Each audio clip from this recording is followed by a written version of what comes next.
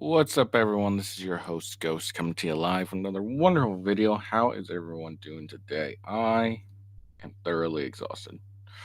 Um, you know the story. Got done at like 2, got home around 3, and I'm ready to go to back to bed. Yeah, like roughly 2.5 hours of sleep currently, so I need to sleep some more. I'm tired as fuck. But promise the show, do show. Um, So we're gonna check out. Today is gonna be the day where we check out Biden's address to the nation. He addressed it. He addressed the nation yesterday. And told why he has decided to drop out. At least that's what he was supposed to do. And I don't know about anyone else, and maybe people will think differently, but I'm not sure why he dropped out. It's not very clear. Maybe I'll listen through a second time and it'll become clear for me. But I really couldn't tell you at the moment why he dropped out. What's the reasoning behind it? Now, there's a lot of talk going on about it. I've heard things about it's green screen behind him. This whole thing's recorded, etc., etc. Um,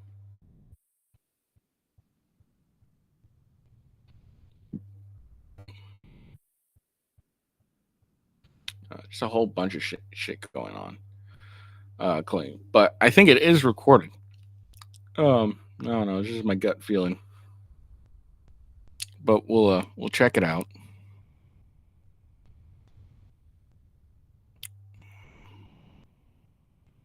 Oh,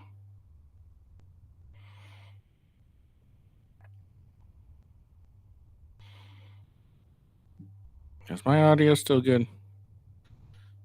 That's not what I wanted on.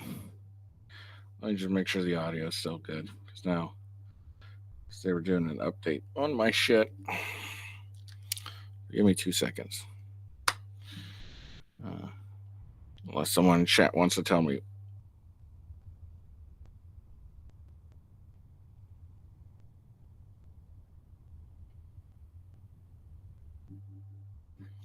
All right, cool. I was able to verify that my audio was indeed good. And that's important. All right. Anyways, um, so yeah, they're saying people are saying this. This is a recording, and then this is that's a green screen behind him, shit like that. So we'll take a look. And we'll see.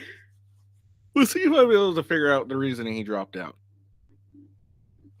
Because I don't remember him really saying it. And then afterwards, we're going to check out the FBI Director Ray's testimony yesterday.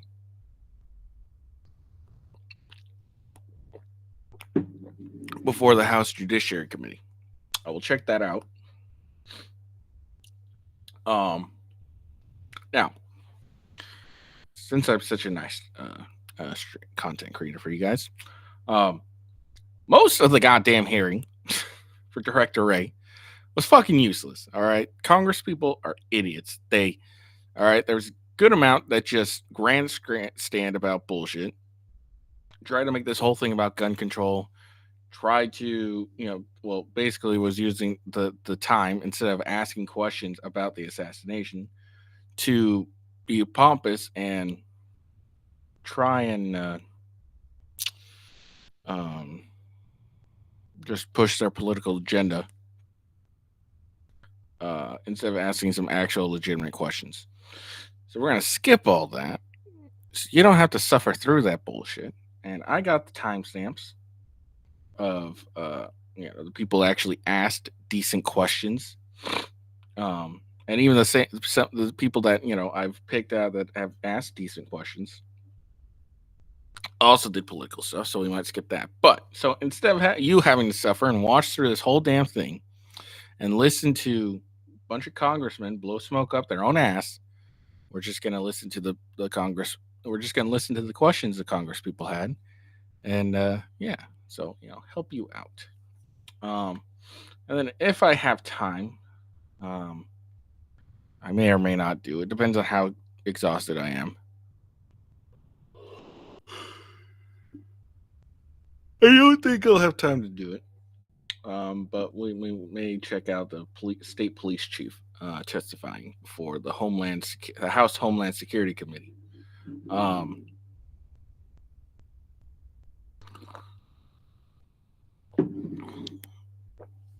So there is that. Tomorrow, by the way, FYI, I'm not going to be doing a show tomorrow in the morning. I'm probably going to do one in the afternoon, late afternoon. And I'll be covering the debate that's going to happen tonight at, was it 5 p.m. Eastern? Let's see what. There's a debate going on between Destiny and Andrew Wilson. It's was January 6th an insurrection? It's 5 p.m. I think it's my time, 5 p.m. So 5 p.m. PT Pacific time.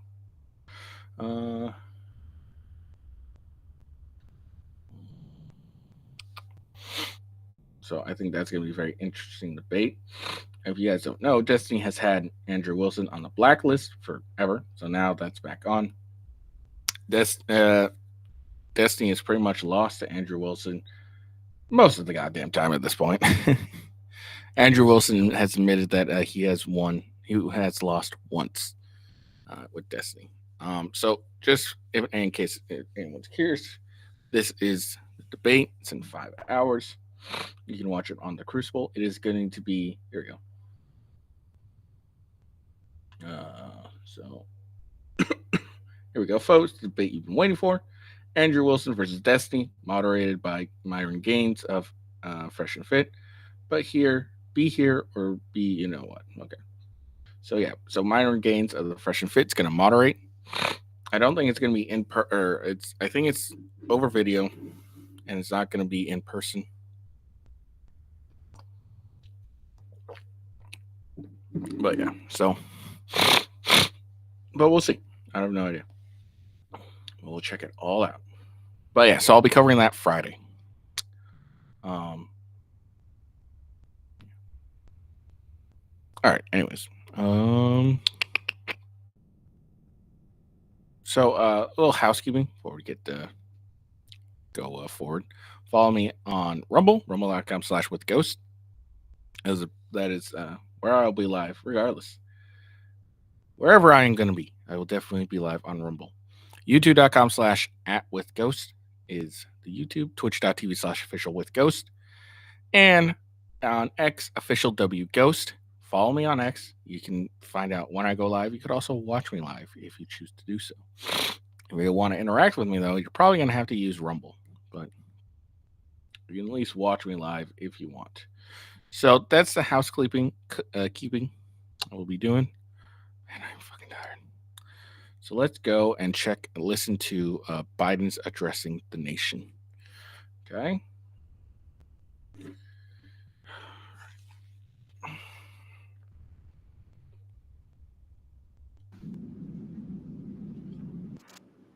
I just want to point out how unusually tan Biden is. He is extremely tan. Motherfucker got spray tanned just to show that he's not that sick. My fellow Americans, I'm speaking to you tonight from behind. And I don't know if anyone can tell, but he's slurring the fuck out of his speech. He is slurring ridiculously. He sounds like he did just recently have a stroke. Behind the Resolute desk in the Oval Office. In this sacred space, I'm surrounded by portraits of extraordinary American presidents. Thomas Jefferson wrote the immortal words that guide this nation. George Washington showed us presidents are not kings. Abraham Lincoln, who implored us to reject malice. Franklin Roosevelt, who inspired us to reject fear. I revere this office, but I love my country more. It's been the honor of my life to serve as your president. But in the defense of democracy, which is at stake, I think is more important than any title. I draw strength and I find joy in working for the American people. But this sacred task of perfecting our union, it's not about me. It's about you, your families, your futures. It's about we, the people. We can never forget that. And I never have. I've made it clear that I believe America is at an inflection point. One of those rare moments in history when the decisions we make now determine our fate of our nation and the world for decades to come. America's going to have to choose between moving forward or backward. Maybe it's just me, but doesn't it look like the my right side of his face? So if you're looking at it like I am, it's going to be my right. His face seemed to be like still drooping a little bit. Seems like it's still a little drooping. This may be the rumors of him having a stroke might be true, because it just looks like a portion of his face is slightly drooping. In hope and hate, between unity and division, we have to decide, do we still believe in honesty, decency, respect, freedom, justice, and democracy? In this moment, we can see those we disagree with not as enemies, but as fellow Americans. Can we do that? Does character in public life still matter? I believe I know the answer to these questions, because I know you, the American people. And I know this: we are a great nation because we are good people. When you elected me to this office, I promised to always level with you, to tell you the truth. The truth. The sacred cause of this country is larger than any one of us. And those of us who cherish that cause, cherish it so much, the cause of American democracy itself, must unite to protect it. In recent weeks, it's become clear to me that I need to unite my party in this critical endeavor. I believe my record as president, my leadership in the world, my vision for America's future, all merited a second term. But nothing can come in the way of saving our democracy. That includes personal ambition. So I've decided the best way forward is to pass the torch to a new generation. That's the best way to unite our nation. So, translation: I want to do a second term, but the party's pushing me out. It's basically like what I get. That's a translation I get, is like, I want to do a second term, but the party's saying no. There is a time and a place for long years of experience in public life. There's also a time and a place for new voices, fresh voices, yes, younger voices. And that time... He says this, and Kamal is 59. It's not a young voice. What are you talking about? Place is now. Excuse me. Over the next 6 months, I'll be focused on doing my job as president.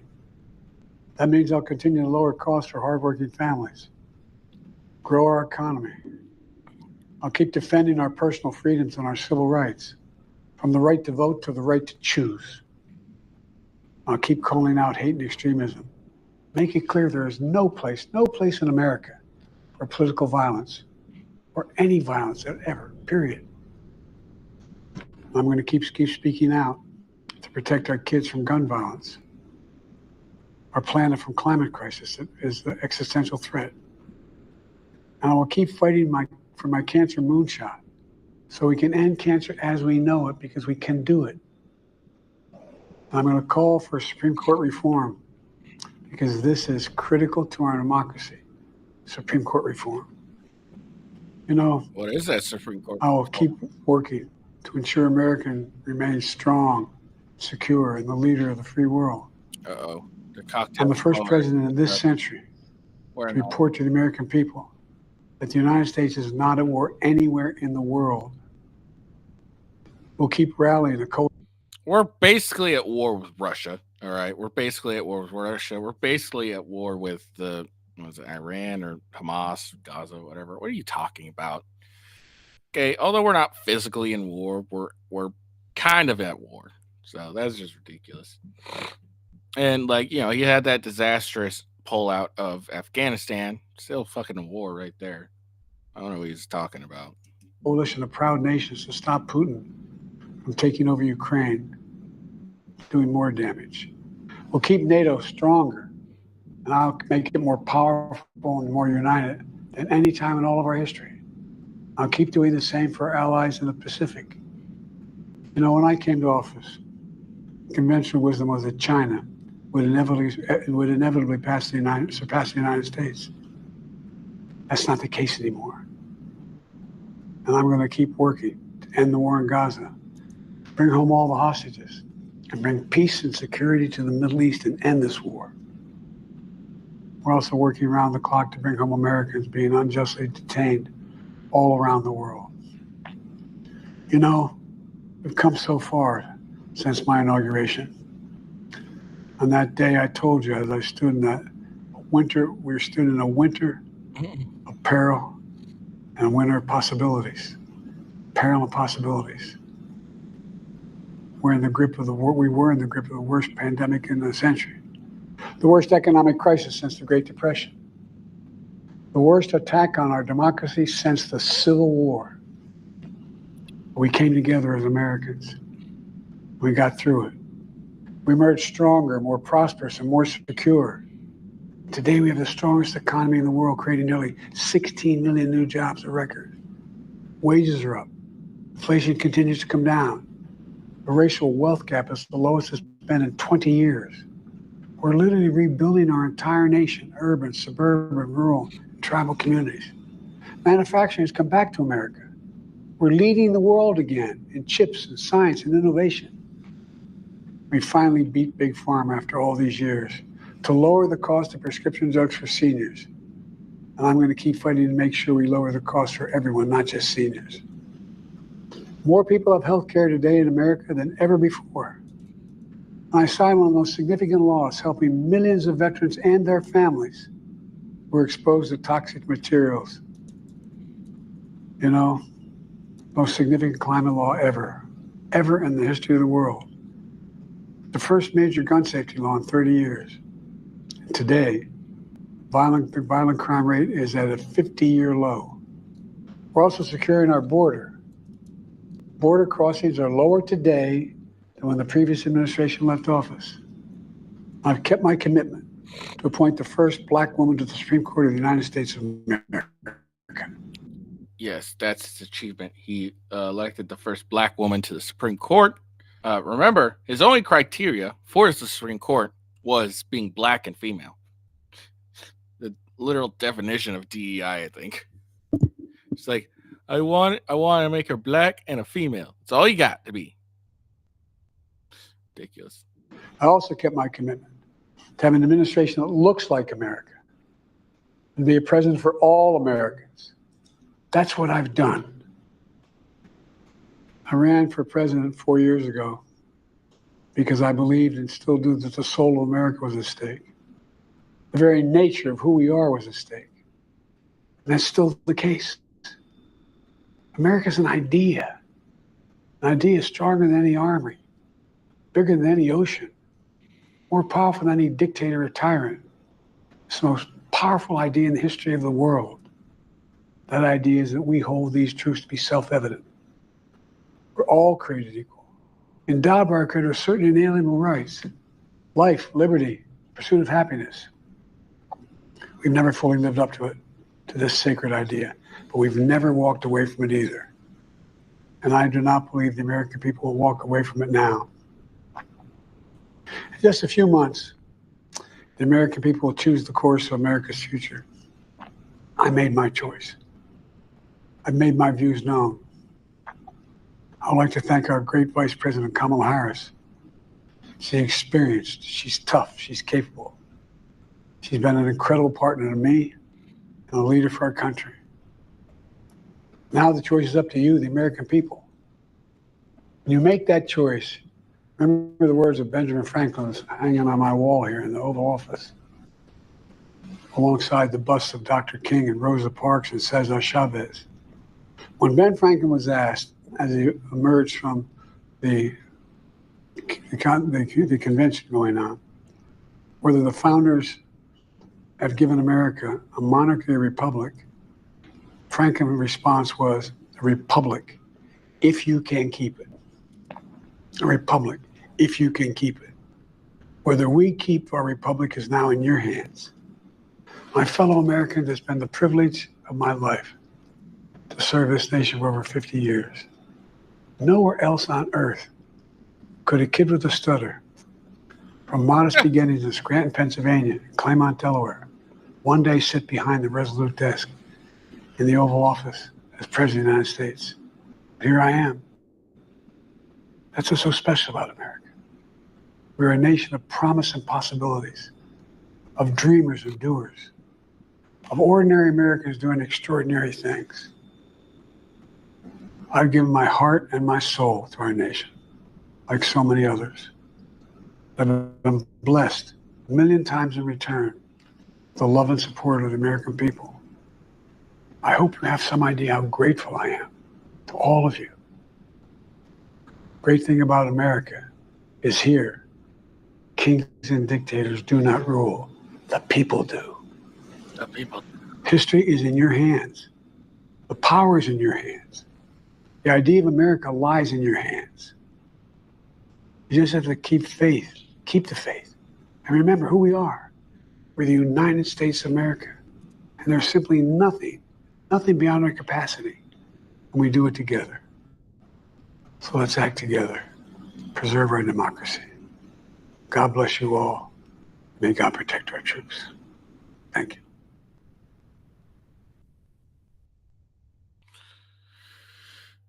So yeah, can you tell me why he dropped out? Like seriously, like the actual reason. Like the most reason you can really get is the party didn't want me, so I popped out. That's the reason I'm generally getting. It's not very clear. Now, here's something interesting that's been going on. So, Biden's height has dramatically changed.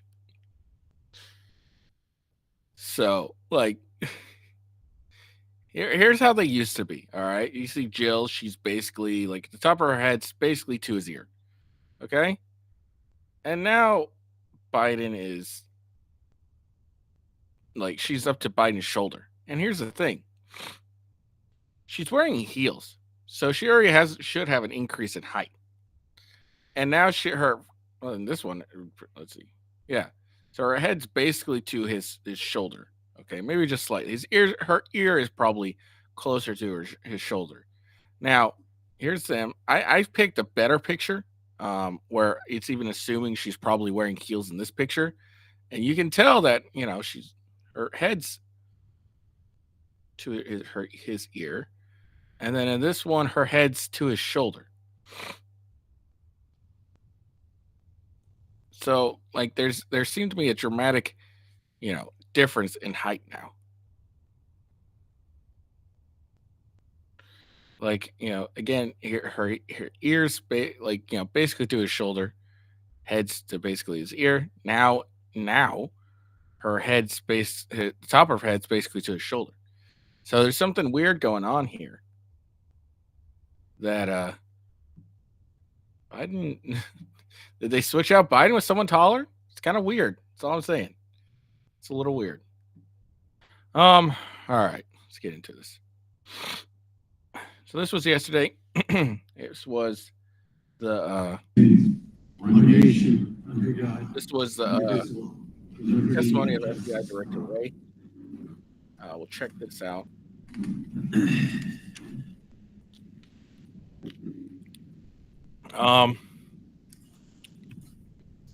I guess I'm not going to make you guys suffer through and watch this whole thing.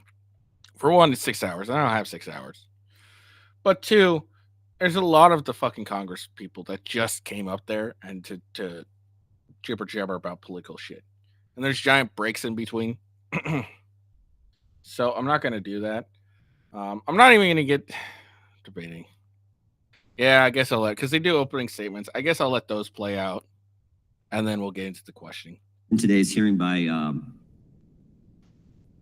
recognizing the fact that we no longer have one of our great members with us, Sheila Jackson Lee, as we all know, passed away. She was a dedicated public servant.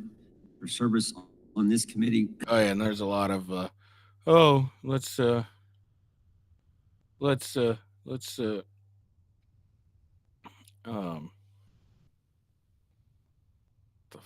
let's a lot of them was like, oh, you know, Sheila Jackson Lee was so great, blah blah blah, crap too. Excuse me, spanned nearly 3 decades and included shepherding through countless pieces of legislation. I said yesterday at subcommittee hearing that I don't know that there was any member of Congress who got more out of 5 minutes than Sheila Jackson Lee did. And she was just a pleasant spirit who we all enjoyed. And we're thinking about her family. We all certainly will miss Sheila. I yield to the ranking member for comments. Thank you, Mr. Chairman. Mr. Chairman, this room and our hearts feel a little emptier today as we mourn the loss of our dear friend and colleague, Sheila Jackson Lee. In the nearly 30 years that I served with Sheila on the Judiciary Committee, I witnessed her boundless... Oh, this guy's a giant, like the biggest yapper. Like when it was his turn to ask any questions, he just prattled on and didn't say shit. Energy, her courage, and her character, as she lent her voice and her legislative talents to nearly every issue that came before this committee. Whether it was advocating for just and humane immigration reform, working to protect voting rights and preserve our civil liberties, or delving into the technical details of administrative law and intellectual property, Sheila was always at the forefront of our work. Sheila made perhaps her greatest mark serving as... I don't care. Through it all, she stayed true to her values. This country. Now, Chair will recognize himself for an opening statement. July 13th was a terrible day for America. We all agree spirited debate, fighting for what you believe in, are part of what makes this country the greatest nation in the world. But the First Amendment and robust political debate are not consistent in any way with violence. What happened in Butler, Pennsylvania was a tragedy that took the life of a good man, Corey Compratore, leaving a wife without a husband and 2 daughters without a father. Others were injured, and of course, former President Trump, by the grace of God, survived the assassination attempt. There are a lot of unanswered questions about the security failures that day. Questions about decisions made before the rally, questions about actions during the rally, and questions about statements made after the event concluded. Prior to the rally, why was the president's security detail denied requests for extra resources? Why weren't all the buildings secured? There were a finite number of buildings that needed to be secured. Why wasn't that done? Why was the president allowed to walk out on the stage when there was a suspicious person on the property? During the rally, what exactly happened between 6:09 and 6:14, those critical 5 minutes? Now, here's the problem with this committee is they ended up asking the FBI director a lot of questions about the Secret Service stuff, which doesn't apply to him at all, and he doesn't give 2 shits about him. The second the shooter fires and then was shot himself, and everything that was really like, you know, all his actions that caused him to decide to fire at Trump is what matters to the FBI. The protection of Donald Trump doesn't matter to the FBI. Why Trump wasn't removed immediately or wasn't let on stage doesn't matter to the FBI. A lot of these Congress people are fucking morons. And a lot of this is just political theater, pure political theater, and nothing more. And it's simply that. So there's really like a lot of questions were just dumb. But yeah, the FBI cares is just focused on the shooter and his actions that led up to him getting on that roof and firing. He doesn't, like, the FBI director doesn't give a shit about the security.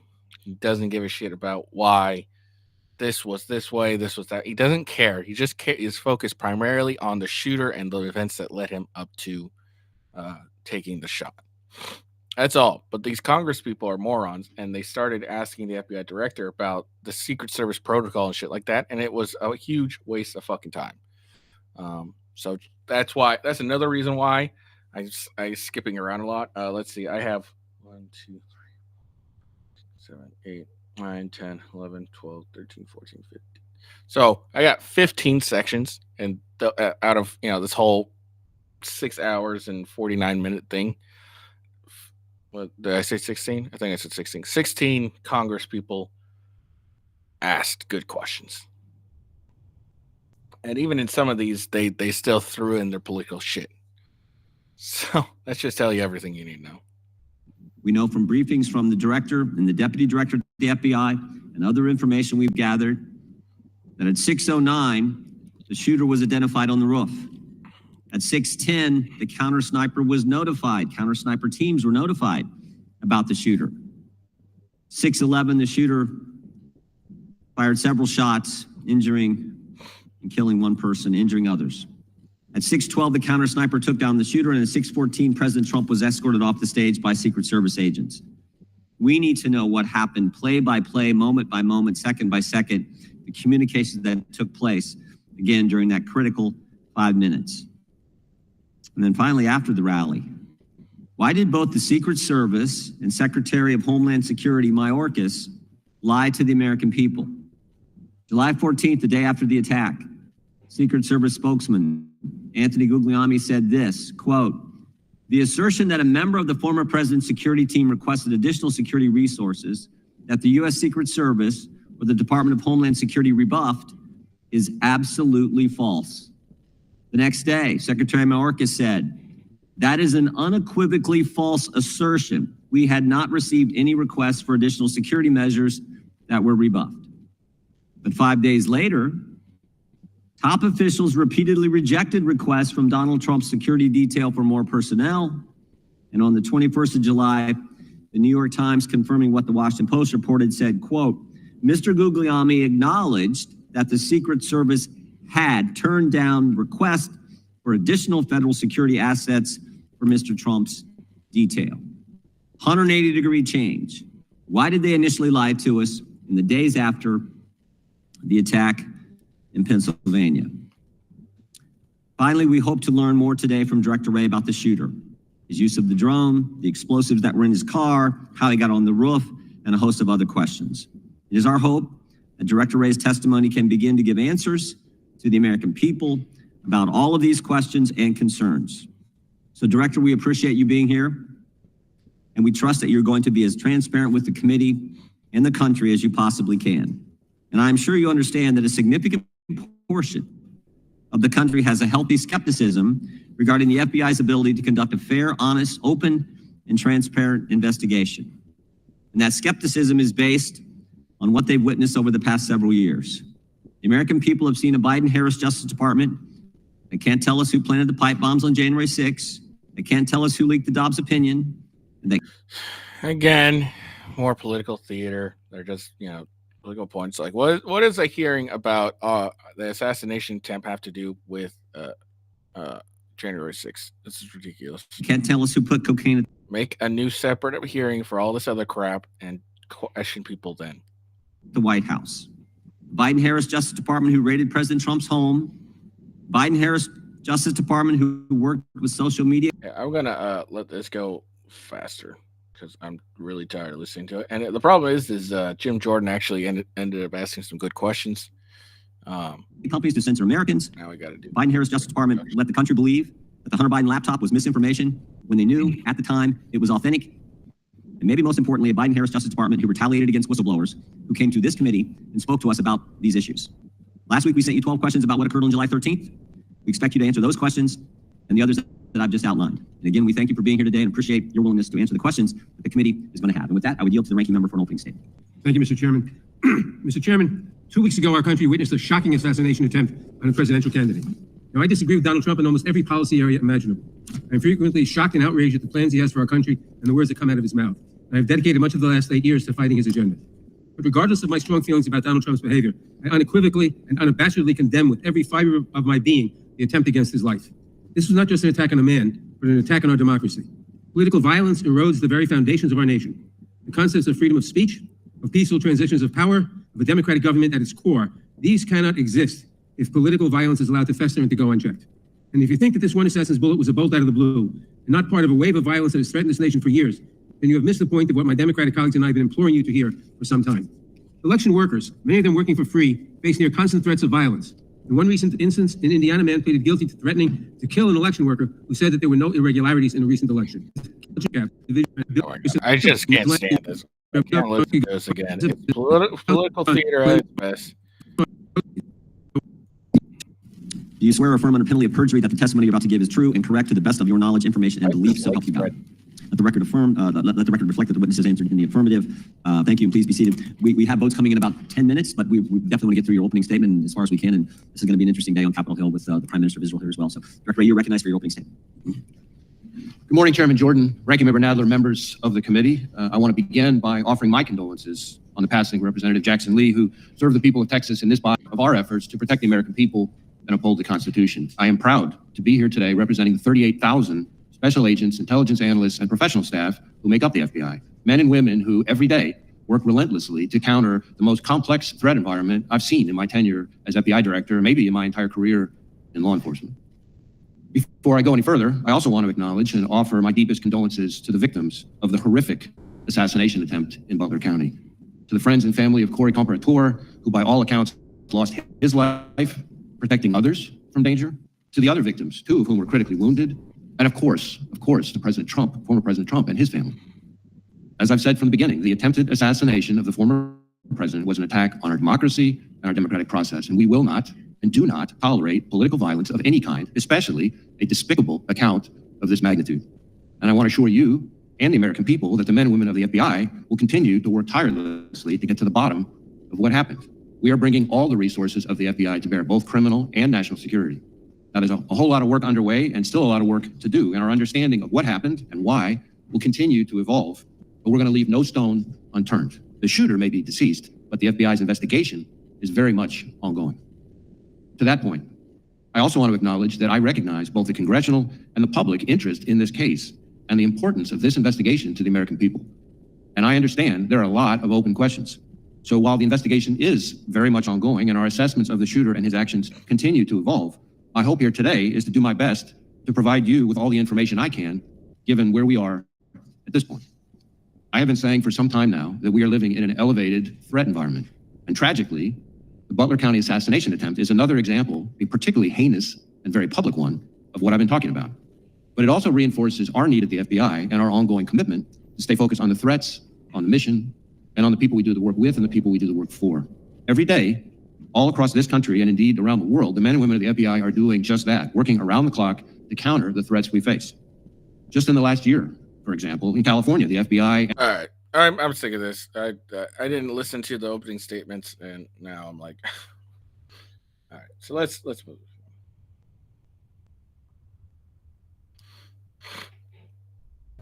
All right. So we're gonna get to the very first person that actually asked a decent fucking question.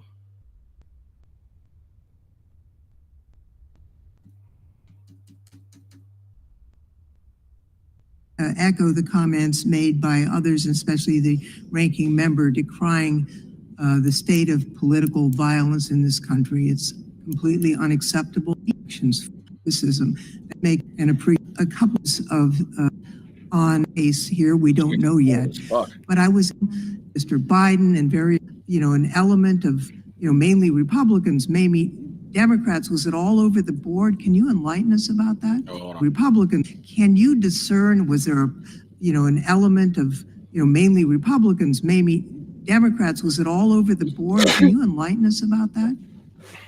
Well, this is a place where it's particularly important for me to reiterate the caveat that I've included before, because in this instance in particular, we have a lot of legal process out for additional accounts and things like that that the shooter is associated with. So we're hoping to learn more, and we're still exploiting a number of the digital devices. Right.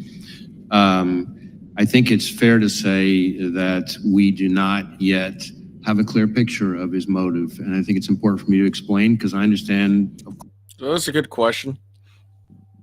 Because there's been a lot of rumors that he's a Republican, he registered as a Republican, et cetera, et cetera. And there's that stuff, and then there's a whole rhetoric conversation. He keeps saying, "Oh, this is because of bad rhetoric." And what the FBI is saying here, at least his director, is like, we don't know his motives as of yet, and that's going to end up being very important and key. Of course, why everybody wants to know the answers to those questions. Often in an investigation, from interviewing people that the subject was in close contact with, looking at the individual's social media accounts, messages, often things, physical evidence in the person's residence. You might see a manifesto, things like that. We're not seeing that yet, but we are digging in hard because this is one of the central questions for us. What I can say is that the shooter appears to have done a lot of searches of public figures in general, but so far we're seeing kind of news articles and things like that. And so the images that have been reported about, really what we're talking about there are when you do a news search of an article, the image appears in the cache as opposed to like a search for that specific individual. But again, I really want to be clear that that's a place that we're doing a lot of work right now, and some more to come on that. Well, I thank you for that clarification. We're interested also in the role of access to weapons when it comes to this terrible crime. The shooter used a semi-automatic rifle, really a weapon of war, that sadly has also been used in mass shootings around the country, including in my own district. It seems to me that the assault weapons ban that was once in place has to be a part of the national answer to curbing the epidemic. Here we go. Let's push in a political dilemma. Assault weapons ban's not going to do anything. Because here's the thing. Like, assault weapon bans didn't do shit in the first place. And the gun he obtained was legal anyways. So he obtained a gun legally and did something bad with it. So just because he wouldn't have the AR-15, he'd still have tried to do something bad with it. So this is a very stupid comment. But, they got to push their political agenda no matter what. Of gun violence in America. I wonder if you could, with your... a lot more... Here's the thing. A lot more, the answer to gun violence probably in general is to get fathers and families back together. Gotta get fathers in the home and families back together, and you're encouraging that. We don't have an encouragement of the nuclear family, and that's why there's an increase in gun violence. Let me just point this out. The people that are involved in most of the gun crimes, it's black people. What do black people don't have? Fathers in the home. They don't have strong nuclear families like they used to. But they're not going to actually talk about this. They're not. This is why we have a really gynocentric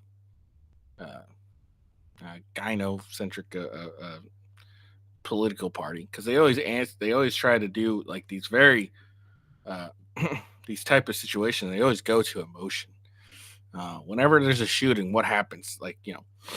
Instantly, we got to ban guns. Ban all guns. We got to put into more laws. It's all based on emotion. There's no logic behind it. Okay, well, how are you going to ban guns? How are you going to take away guns? Since 99% of the time, the guns that are being used are guns that have been followed to the letter law, purchased legally. I can't think of a single mass shooting where the individual had an illegal firearm and used an illegal firearm. I can't think of one. Maybe there is, but I can't think of one. So these people are following the letter of the law and still doing bad things. So you think more law is going to help? It's ridiculous. It's just a complete... All of it's just always emotion. There's never actually real logic behind it. And it's fucking annoying. Your help, Director Wray, understand a few aspects of the investigation. It's my understanding that the Bureau of Alcohol, Tobacco, Firearms... Thank you. Thank you, honey. My lovely wife decided to bring me breakfast. Oh, I'm sorry. No, my slave's wife. My wife, who's my slave, brought me breakfast. and explosives ATF, was quickly able to trace the gun's purchaser, using records from an out-of-business gun store, records that the government is required to correct. Some of my colleagues on the other side of the aisle have suggested that collection should stop. There have been efforts to digitize it, which have been resisted. Can you tell us about how the origin of this gun purchase was discovered and the technology used? I guess what I can say is we located a number of firearms associated with the shooter and his family. I think it was a total of 14 in the house. The weapon that he used for the attempted assassination was an AR-style rifle that was purchased legally, that he, is my understanding, acquired, I think bought actually from his father, who was the one who originally bought it, again, legally. Thank you, Mr. Chairman. My time has expired, so I yield back. Gentlelady yields back. Gentleman from California is recognized. Thank you. Director, I'll try to ask questions that are answerable too. I think that's been done pretty well on both sides. You do the advanced threat assessment and deliver that. Okay, this guy's is a useless one. Hold on.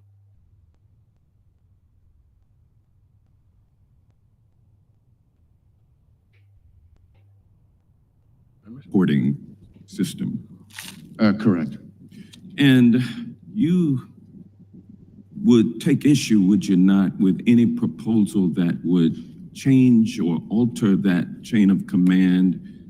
Okay, yeah. Were there any FBI agents or informed human Yeah, so those last two were fucking useless questions that they asked. Back. in any way prior to the assassination? Was the shooter on the FBI's radar in any way prior to the assassination attempt?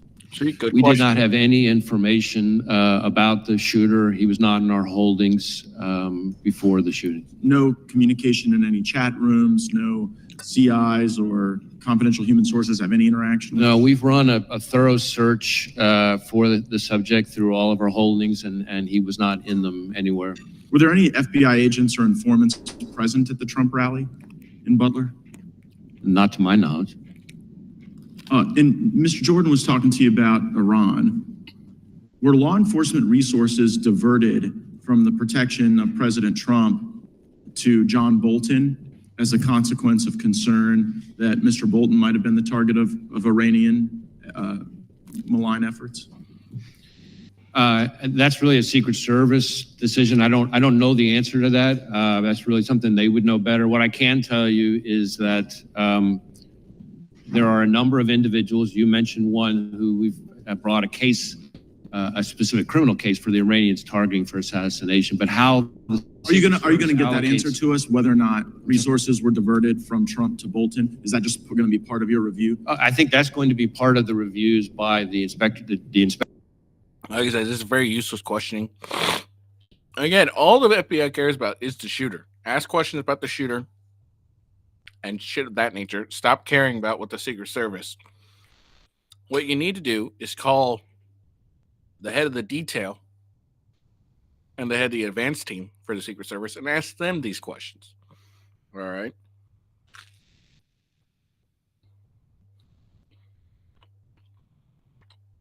Those are the people who are going to know the answers to all these questions that you have specifically regarding protocol of the Secret Service shit. It has nothing to do at all with the FBI, and they don't give two shits. Inspector General. I think that's an important point because the Inspector General for DHS has really fallen out of favor with the administration. Worried that they're about to fire the critical. Be a bad idea to fire the IG for DHS a little bit. How often do you brief President Biden? You mean on this? No, just like weekly, monthly? Now Gage is trying to get did you know Biden was terrible? Again, this hearing isn't supposed to be about Biden. It's supposed to be about the shooter and all that shit. Yes, this is an assassination attempt. If you want to find out about Biden's health and shit like that, form a separate committee. It's so dumb. Daily, his decline. So when did you notice, right, but we've had it observed so often, candidate in the country. So Yes. As I said, those eventful. But in the work with the vice president, did the order with all the Hamas that to hide the real Joe Biden. those hours. Right. Okay. I just, I think the American people want to know how we has basically put him out to pasture. And since you had close with all of us about how things were going with him, I guess we'll have to figure that You out. can count on me to be straight with you, sir. We'll see. Gentleman yields back. Gentleman from, But that included All right. things like this drone activity we just talked about. gentleman from California is recognized. Thank you, Mr. Chairman. Director, thank you for. Now, Schumer, the beginning of Schumer's questioning is a bunch of bullshit. He's getting a dig at Trump. But if I remember correctly, he did ask at least a few good questions. So we'll listen to that. We'll listen to his dig at Trump. See if you can spot it, because it's very, very subtle. For appearing. Thank you for the extraordinary job that you're doing. Please convey our thanks to the men and women at the Bureau for their incredible work. I've worked with them since I was an assistant U.S. attorney more than 30 years ago. Let me start with a threshold question I'm curious about. When I applied to be an assistant U.S. attorney, I had to go through a background check. Do candidates for the FBI have to go through background checks? Yes. Would someone with dozens of felony convictions survive a background check for the Bureau? No. So they would never be hired by the Bureau? No.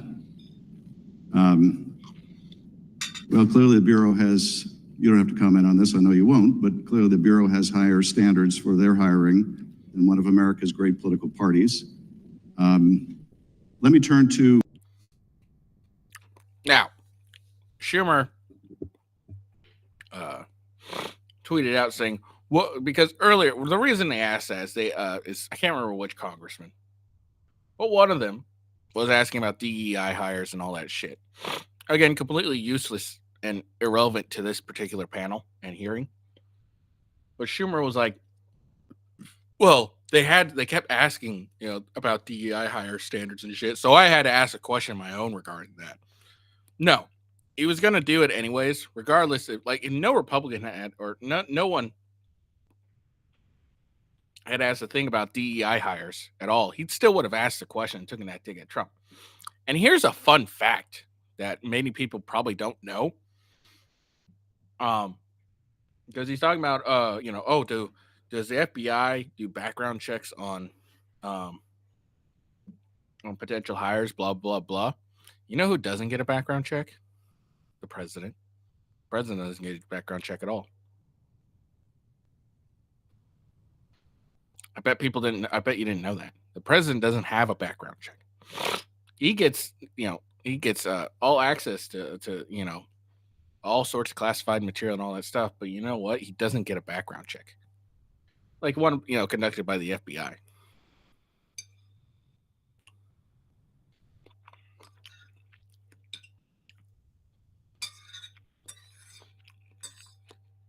So guess what?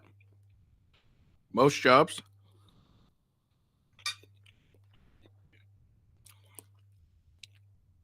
have higher standards than when it comes to hiring people than we do for electing a president, because the president doesn't get a background check.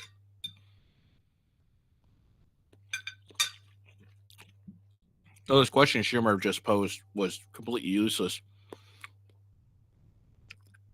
because not even the president gets a background check. The events of the tragic shooting. Have you been able to gain access to the shooter's electronic communications, social media? Shout out to my wife for surprising me with some breakfast. Delicious. Some yummy eggs and toast. She makes the best eggs. Shout out to her. Media, and with the caveats that you mentioned, that investigation is still early.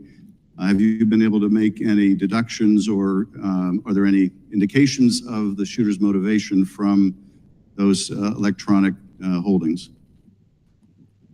So in terms of our ability to access it, we have been able to get into and exploit a number of electronic devices, digital devices, but not all of them yet. And then within his various accounts, we've been able to get access to some of them, but some of them we're still waiting on. Some of them we may never get access to because of the encryption issue that it presents an increasingly vexing barrier for law enforcement, not just the FBI, but for law enforcement all over the country.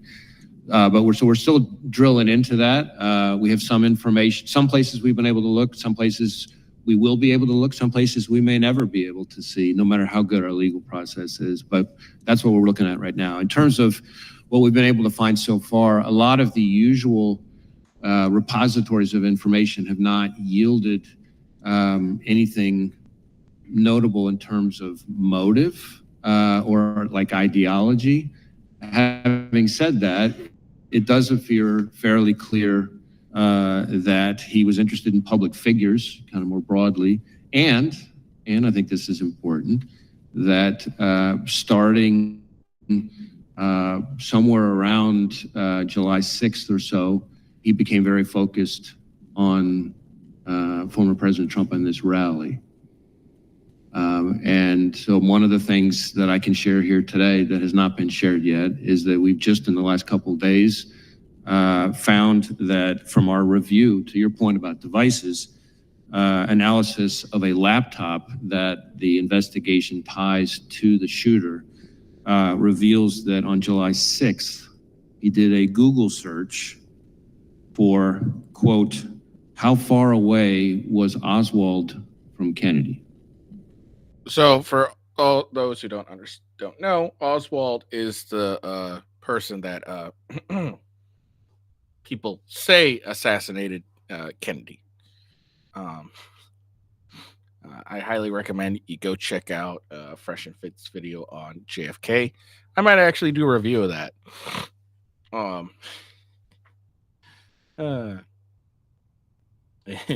But anyways, that's who Lee Harvey Oswald is. That's why that's a significant thing for them to find. Is that's the I think that was the last so that's the presidential search obviously is significant in terms of his state of mind. That is the same day that it appears that he registered for the Butler rally. And when you That's say not the that his, that's not the last presidential assassination attempt or even candidate, because I know Robert F. Kennedy, what happened to them. But that's like the most famous one, I would say, is the Kennedy one. So that has some significance as why. Electronic Holdings indicated an interest in different public figures without revealing anything you're not comfortable revealing about those public figures. Can you tell us anything generally about them, either the offices they hold, their political party, or was it simply people of a high profile? Well, a couple things. First, the images that we've recovered so far from, I can't remember which of his various devices, appeared to be what we call cached images from searches of news articles. So if you do a news article search, of course, images, if there are photos on it, those photos get stored automatically in your cache, as opposed to me searching or him searching for a specific person and getting up images of that person. As far as the pictures that are like that, doesn't seem to be a whole lot of rhyme or reason to it so far, other than these are all prominent public people, but they cover both parties, they cover both U.S. people and even some foreign public officials. So that part doesn't appear to, that one repository of information doesn't appear to be overly indicative. That's the wrong one. I didn't want to click that. My apologies. That could be just because he was reading news stories. So we're still trying to drill into that. That's why all of these outstanding legal process returns that we're waiting on for various accounts, platforms, et cetera, any one of them could be one that would have very indicative, very important information. If I can be permitted one very short additional question, Chairman. From that, any indication of any other particular target? That is someone who was not just sort of generically the subject of the searches you described, but for which there was more of an interest than others? There's the information I just described at the moment does not appear particularly indicative of targeting in its own right. But again, that dot, once we get other information, could connect in a way that might be more meaningful. But I'm sharing that piece of information with this committee and with the American public, but I think it's important that we put down a qualification. This does not appear to be some kind of target list or something like that. This is cached images from running searches of news stories. And again, there's nothing at the moment, there's no pattern from that particular. So I guess basically what he's saying is there's nothing like in particular. Like it wasn't like looking for like these cache images are just images of various political figures. It's not like a kill list or anything like that. I think what he's basically trying to get at. Piece of information that is overly remarkable so far. Thank you. Thank you, Chairman. Gentleman yields back. Gentleman from California is recognized. Mr. Director, you previously told us that you consider the situation on the southern border to be a massive security threat to our country. All right. Again, this is another political theater. Has nothing to do with what the hearing is about. Let's see. So we need to go to. Oh yeah, Eric Swalwell. He did a massive. Gun control. Blah blah blah blah. The guy who fucked a Chinese spy really cares about gun control. Back with us. And the next 5 minutes belong to you, Congressman. Thank you, Chairman. Director Wray, how many counter snipers were present at the rally that day, and which of the counter snipers took the shot that took out the would-be assassin? I don't have the number of counter snipers. I know it was the Secret Service counter sniper who took the shot that eliminated the shooter. We've conducted a number of interviews, including of him. So was it one of the two that we see in the videos on top of the roof, or was it a different location that was chosen? I'm afraid I don't have that at my fingertips here. Okay. You mentioned that the would-be assassin bought a 5-foot ladder. You have credit card evidence of that, but it looks like on the scene there was a larger ladder that he might have used.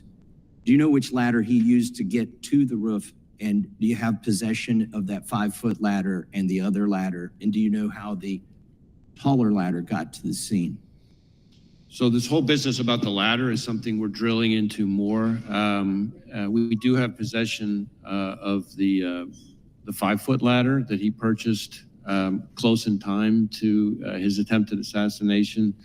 That we traced the purchase of that ladder from a receipt, a bloodied receipt that he had on him at the time his body was recovered on the roof. We do not yet know for sure how exactly he got up on the roof. We're looking at, various forensic pieces to try to kind of piece that together. So more to come on that. Do you know where the 5-foot ladder was found or retrieved? Was it near the roof, or was it still in his vehicle? Neither. I don't have it in front of me, but I know that it was not. I know that it was not on scene, and I know that it was not in his vehicle. But we can circle back to you. And okay. Give you that. Is there any evidence at all that he may have been in contact with somebody else before this occurred that may have had any prior knowledge or may have helped him plan this event? Well, needless to say, that is a question that we're intensely focused on, because that would obviously be incredibly meaningful. So far, underline, so far, we have not found any evidence of any accomplices or co-conspirators, foreign or domestic. And you're using geolocation data to see if his cell phone was near another cell phone, I presume? Right. We're doing lots of different kinds of cellular analysis, geolocation stuff, looking at his accounts. He, from everything we've seen, which is consistent with what we've learned in interviews, a lot of people describe him as a loner. That does kind of fit with what we're seeing in his devices. His list of contacts, for example, is very short, compared to what you would normally see from most people. So it doesn't appear to be a whole lot of interaction between him, face to face or digital with a lot of people. Okay, thank you. That doesn't mean there's not any, and that's why we're drilling into. We're trying to talk to anybody who's had any engagement with him whatsoever, digital, in person, classmates, coworkers, Right. et cetera. Appreciate that. And now I want to talk about another possible assassination attempt. And I'll start by showing a video of President Biden. And this is from recently. This is in the last month. We can play that. Gallows erected to hang the Vice President, Mike Pence. I think it's fair to say it's one of the darkest days in the history of America. Okay, and he's referring to January 6th. Were there gallows erected to hang Mike Pence, as the president says here? I'm not aware of any physical gallows. I can't remember whether from a demonstration perspective, there may not have been some kind of replica or Yeah. symbol of something like that. That's my impression. Can we show, can you raise that up so you can see it? It looks like there was some kind of prop that was built. The construction doesn't look like it lasted. Again, this That was erected on January, were erected. It was just, I don't, it's, I can't be sure. and some of them, Those yields back. Gentlelady from Washington is recognized. Thank you, Mr. Chairman. Welcome, Director Wray. Political violence of any kind is dangerous, unlawful, and totally unacceptable. Just as we all watched and then unequivocally condemned the attempted assassination attempt on our former Gentleman from For line agents across the country. Thank you, Mr. Chairman. Thank you, Director Ray, for being here for our testimony today, for the work that you do. had nothing to do at all with what they were talking about. They just wanted to pitch him on about something entirely unimportant. Every day, and that your frontline agents across the country do each and every day to protect Americans, to keep our country safe. Also grateful for the work that you're doing in investigating the horrific events of July 13th and the attempted assassination of former President Trump, which everyone must and has condemned. I would first just ask, do you believe that the FBI has the adequate resources to ultimately ensure that your agency gets to the bottom of it and fully investigates this terrible crime? This chick here next to this guy, she didn't ask. I don't think she asked any questions. She just went on a gun rant, I think, if I remember correctly. She didn't even ask any questions. You're still fucking useless. Well, we are devoting massive amounts of resources to this specific Yeah, this is nothing. FBI. Over half say, well, why for purchases, get evidence from overseas that involve accounts or purchases or communicate. Some of the companies' offices working on, you might say, well, why is that? Well, because some of the early profile. Now, when you have the fiscal year 24 budget for Asia, current result along on this. Again, this here, he does ask good questions, but this right I here. think, Ray, and of course, we've talked about this during previous hearings in which you've testified, and to be clear, that I think the budget that House Republicans have proposed, which is about a $325 million cut to the FBI, would do precisely what you've described and have deleterious impacts for public safety across our country. And House Democrats are certainly working to prevent those cuts from taking place. You've talked at great length about the events of July 13. There's justifiably a lot of public interest in the investigation, which we understand is ongoing. Wonder if there's anything that you'd like to disclose or provide to the committee or to the public that perhaps has not yet been gleaned during the course of this hearing, and just give you an opportunity, because there's a lot of folks related to the investigation. One thing I can give an update on, which is pretty fresh here. We had some conversations with some of the members about the access to the roof and the ladder and so forth. And our evidence response teams and their forensic collection, we now believe that the subject climbed onto the roof using some mechanical equipment on the ground and vertical piping on the side of the AGR building. So it looks like he didn't actually end up using a ladder. He used he climbed a pipe basically. In other words, we do not believe he used a ladder to get up there.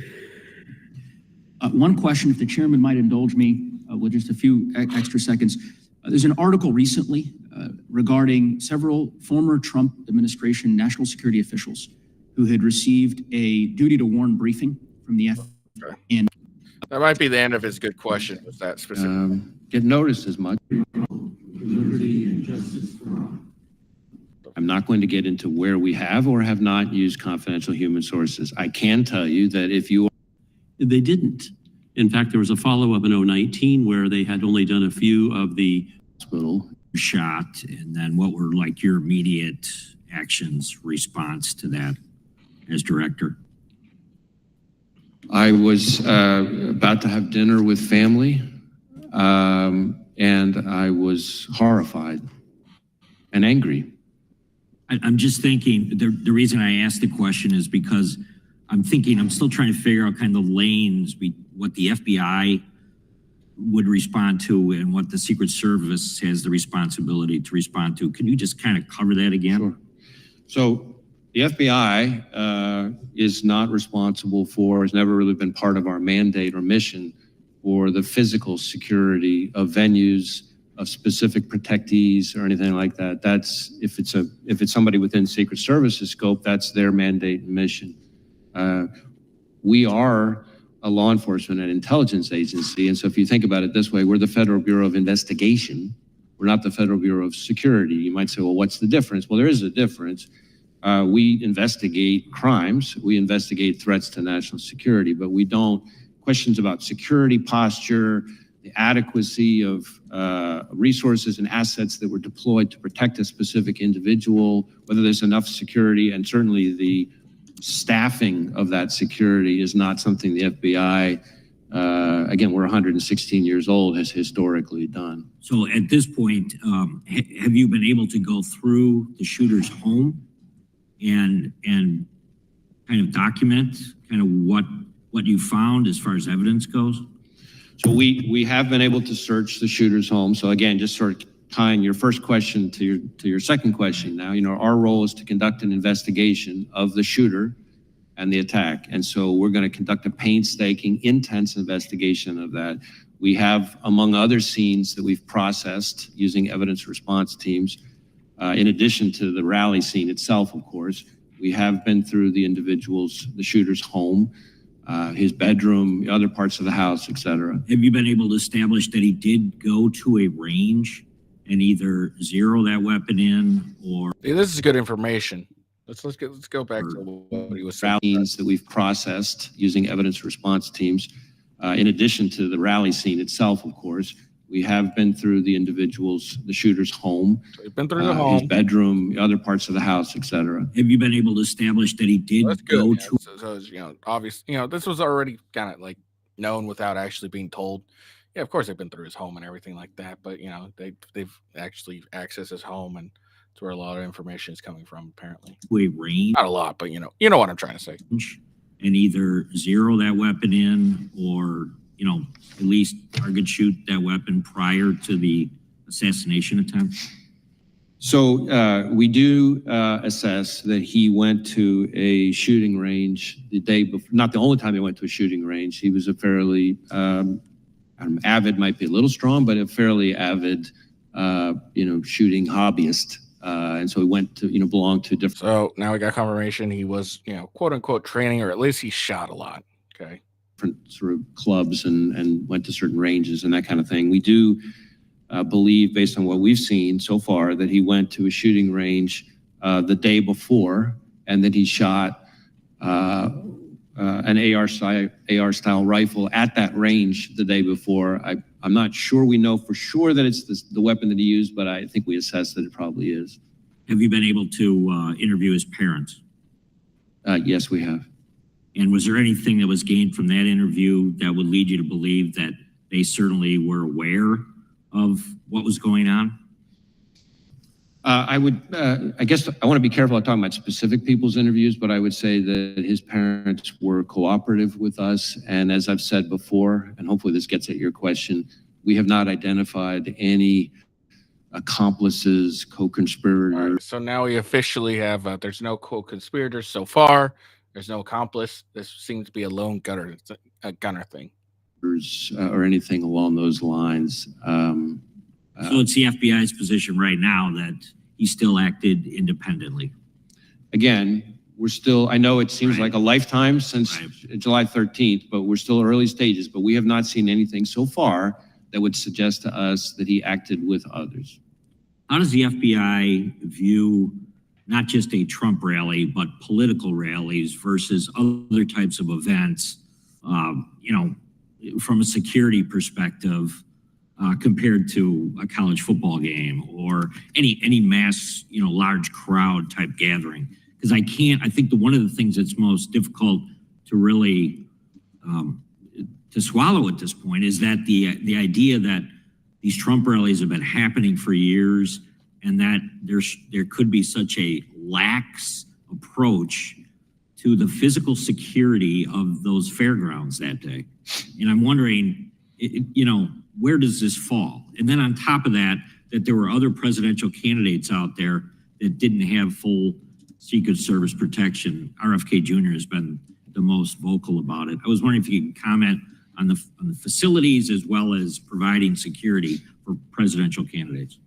Well, again, I want to be a little bit careful to stay in my lane because, again, security posture and the adequacy of the security posture is really the core expertise and responsibility of agencies like the Secret Service. But certainly it is, I think, fair to say that outdoor events, whether they're political rallies or, as you say, a college football game in an open stadium, a concert, these are places that are often, particularly challenging to secure adequately because the range of threats that can face them are higher.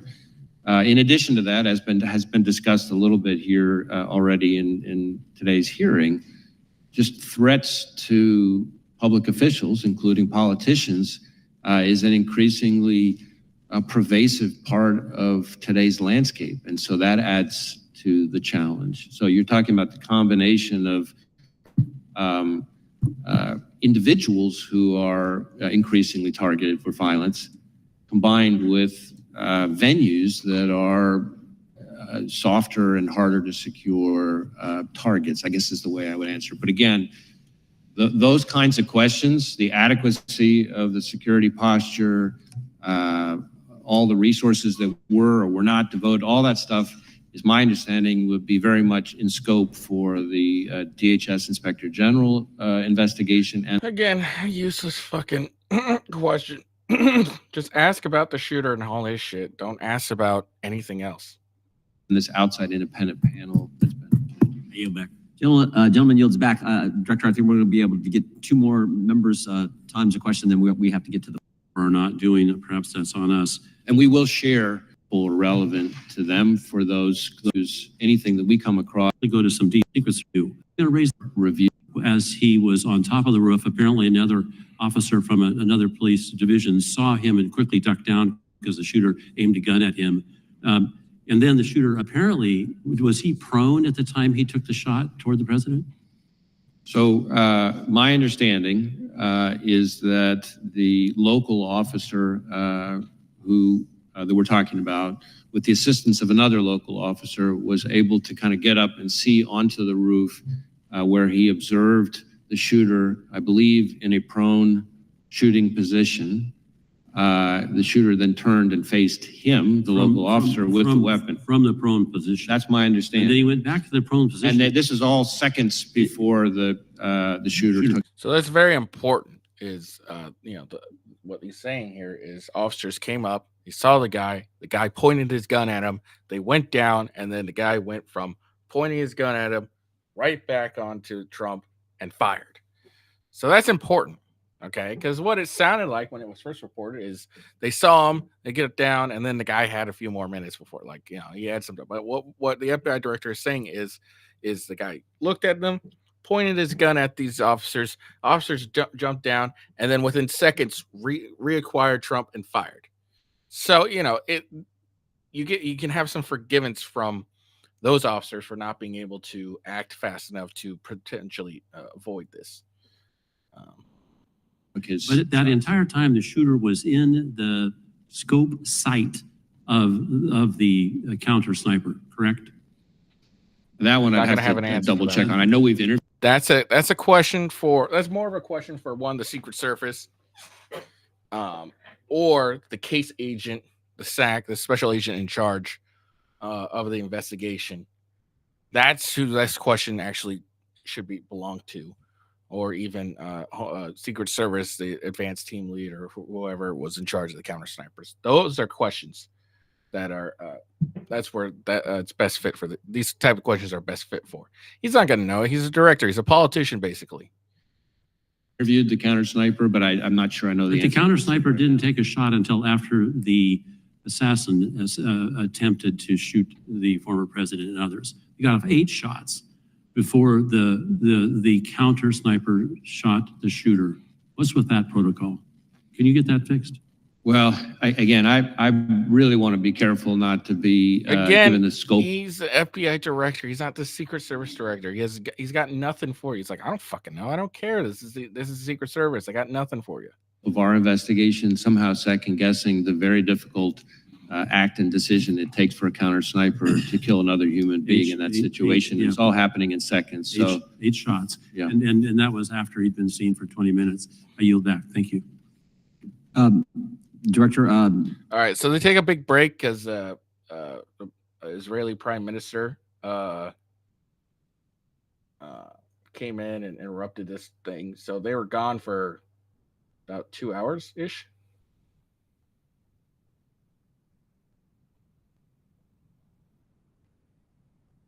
Right, yeah, about 2 hours they were gone. Let's see.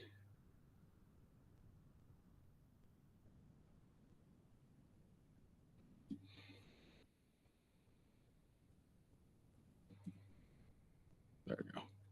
Okay. I greatly appreciate this event that occurred, the attempted assassination of President Trump on July 13th in Butler, Pennsylvania, was a level 5 alarm alert to this country that our elected officials, our leaders, the president, the former president, are not safe, and we need to reevaluate from the ground up exactly how we are to go about providing that protection. The information you provided dealing with 8 cartridges from the roof, the drone, the fact that 2 explosive devices were found in the car, 1 at home. That was a remote detonation device that he had on him. So it sounds like now he had several explosive devices. Now we don't know what his objective was with those explosive devices. He could have planned to use it as an escape thing. You know, he shoots Trump and then he hits the switch, blows up the car. That distracts people from where he was shot at, allowing time for him to escape, for all we know. But it sounds like there was several explosive devices. There was like 1 or 2, I think, found in his car, and then 1 was found at his home. Interesting. The fact that his phone was using encrypted platforms. He only had 1 phone, correct? Oh, sorry. He had 1 phone, although we've identified other phones that he may have used that may not have been his phone. So, for example, we think in certain instances he might have used his dad's phone. Again, not necessarily related to the attack, but we're trying to make sure that we process and exploit every device he could have used. And we keep, which is part of why I keep making this point, which I know you all are probably tired of me making, about this being an ongoing investigation, because we keep identifying new pieces of equipment, new accounts, what have you. And the fact that you are in real time informing us about what you're finding as you're performing this investigation is very helpful. And another thing about this is a giant stroking session. They're stroking the FBI director. They're stroking themselves. It's so fucking annoying. Clarifying the fact that he went to the range a day before and shot an AR. Now, my understanding is that the AR he used on the 13th was his father's. Is that correct? Well, yes and no. It was originally, his father bought it legally, but then our understanding so far is that his father then conveyed it to him, sold it, in fact, to his son. So originally his father's, at the time of the shooting, legal. The shooters. That's okay. So that's new information. That's legal. Was that provided to you by the father? I think it was partly from that. I think we also saw some documentation to support it. Okay.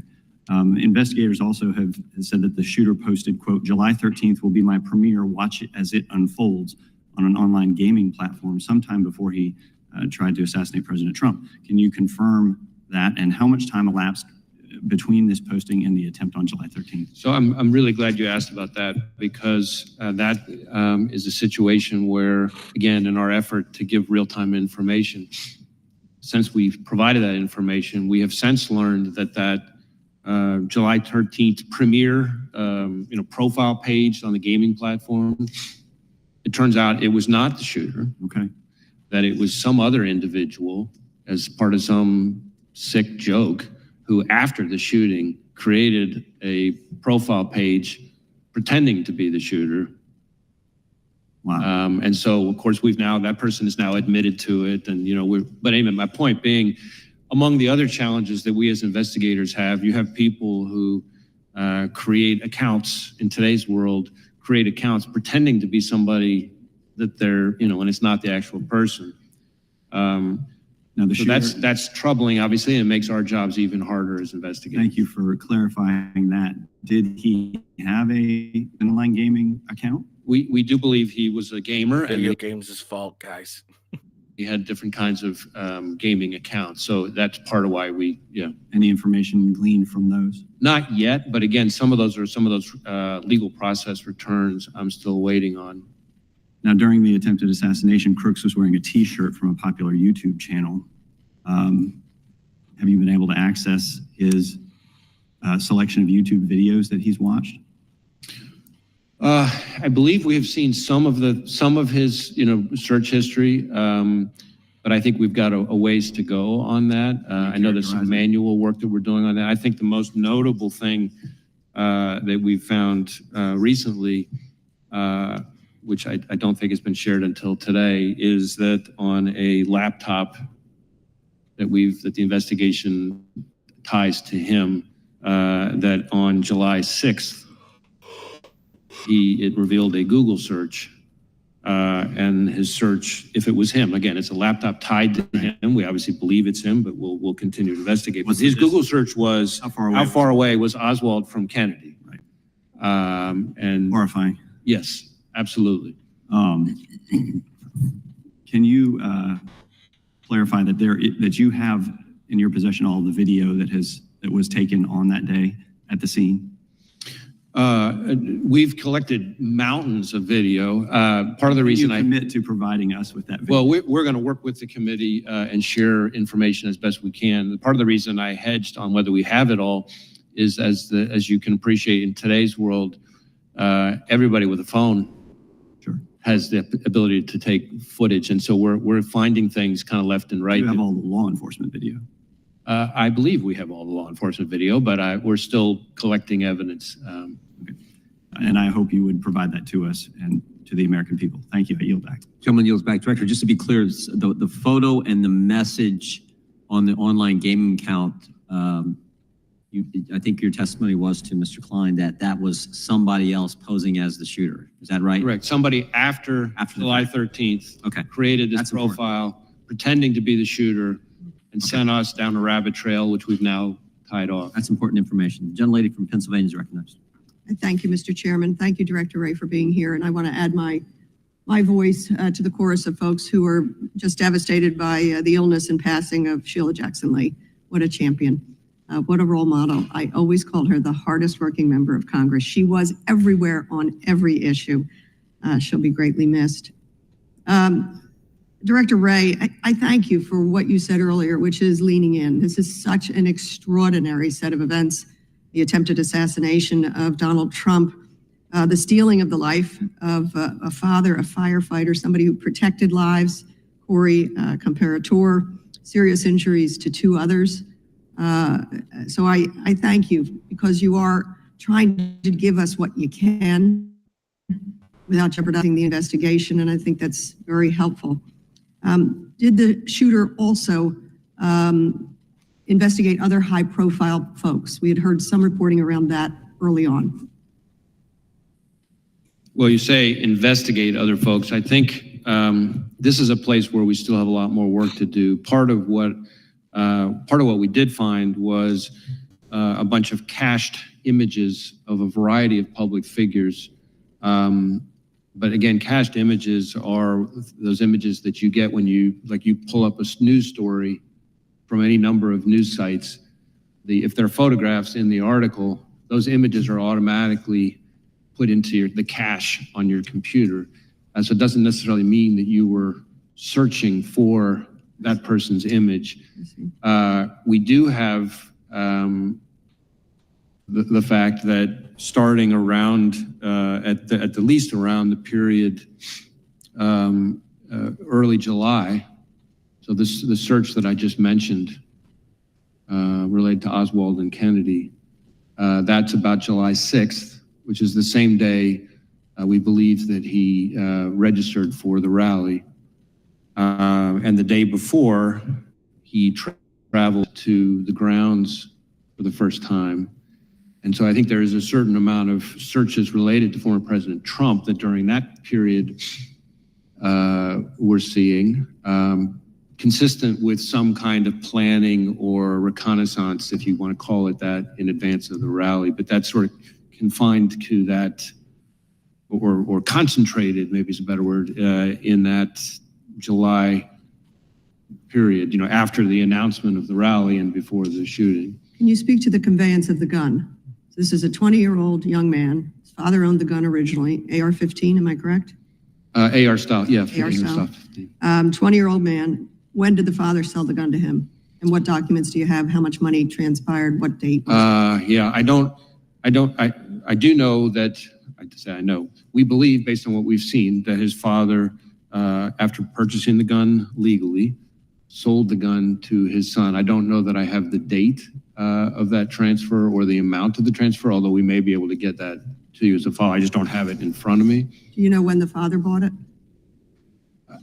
We know. I don't, as I'm sitting here testifying in front of you, I don't have that in front of me, so I don't have it at my fingertips. I'm just wondering if it's proximate to this event. I do not believe that the gun was purchased, that is the gun that was used. I do not believe it was purchased particularly close in time to the shooting. But how far in advance? It may have been a year before, give or take. But again, we'll go back and double check that on you. I do know that on the day of the shooting, at about 1:30 p.m., he bought 50 rounds of ammunition. So if you think about the day of, or if you back up a little bit, so the day before he goes to the shooting range, the day of he goes to the grounds the morning of the event for, I think, around an hour. He buys the ammunition at around 1:30.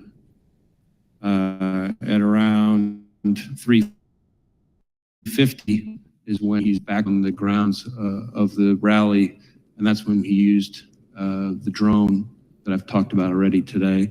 And then, of course, fast forward till just after 6 o'clock when the worst happened.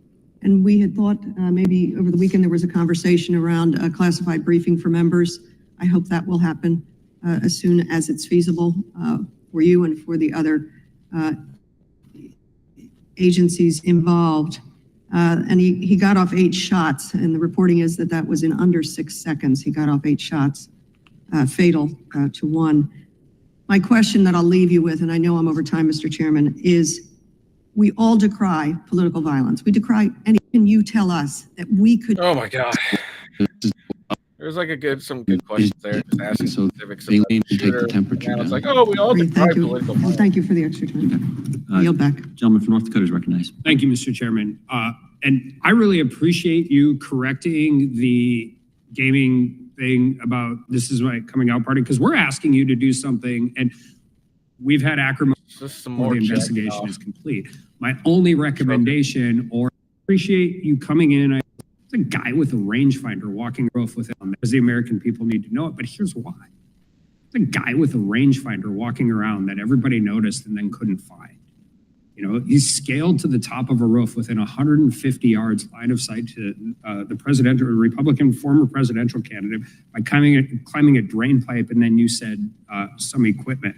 He was being pointed out by rally goers everywhere they could, and nobody could figure it out. There's maybe supposed to be local law enforcement in the building, either upstairs or downstairs.